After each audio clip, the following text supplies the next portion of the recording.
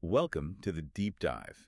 Today, we're looking at that awful intersection where um, real desperation meets really cynical false hope. Mm-hmm. We're diving into a story from our source, The Single Mom Trap, focusing on a woman named Lila. It's, it's heartbreaking. It really is.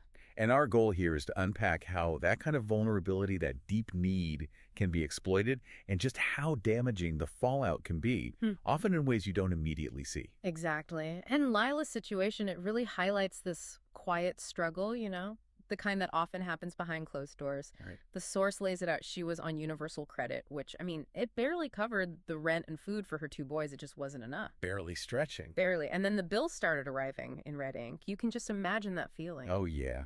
That pressure. And it's crucial to understand Lila wasn't lazy or foolish. The source is clear. She was just stuck, completely stuck. And it's right there, in that feeling of being stuck, that the door opens for something else, doesn't it? Yep. Late one night, she's scrolling Facebook, we've all done it, and she sees this video.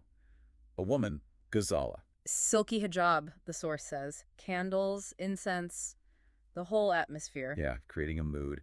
And this Ghazala, she's speaking softly, voice like honey, asking these questions. The kind that hit right where it hurts. Exactly. Struggling with life, with money, with love. Just tapping into all that pain. And then the hook. The promise, paths to ease, unlocking your blessings. But it came with a price tag, 800 pounds. Which sounds like an impossible amount given her situation. Right. But here's the fascinating part. Psychologically, Layla didn't see it as a scam. Not then. No. How does she see it? The source uses this incredible phrase, Right. an investment in destiny. Wow. Yeah, when you're under that much stress, sometimes logic takes a backseat to hope, That 800 pounds wasn't a cost. It felt like the only way out. And the comments probably helped. Oh, massively. Loads of praise for Ghazala, people saying she changed their lives. It created this illusion of community, of proof. So it wasn't an instant decision.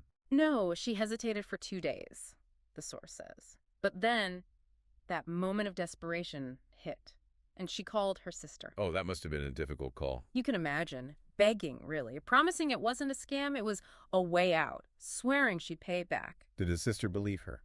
Reluctantly. She agreed, probably hearing the sheer desperation in Layla's voice. And Lila sent the money straight away. Immediately. Heart racing with hope, the source describes it. Picturing, finally catching a break, a better life for her kids. And then the inevitable happens. Sadly, yes. It turns cold, fast. Ghazala's replies get shorter. Then they stop. Silence. Utter silence. Layla's message is, "When do I start? Please reply, sister." Just unanswered. Then the WhatsApp profile disappears. And the Facebook page, gone, vanished. Taking all that hope with it. God, the crash must have been devastating. And her sister. Found out. And her reaction, Yeah. well, the source says her fury was like a slap. Ouch. Screaming things like, "You're pathetic, Layla." Just brutal. That's more than just losing money. Oh, absolutely. The source says something inside. Layla just broke. She stopped answering calls, wasn't eating. Even smiling for her boys became this huge effort, a performance. Like she was just going through the motions. Exactly. School runs became a silent prayer. She wasn't just broke anymore. She was, as the source puts it, broken. Utterly broken. And the really chilling part, Ghazala was probably already doing it again. Finding someone else. Selling the same dream to another desperate mother, as the source suggests. It highlights how these scams are cyclical, preying on the same vulnerabilities over and over. They don't just steal money, do they? They steal hope.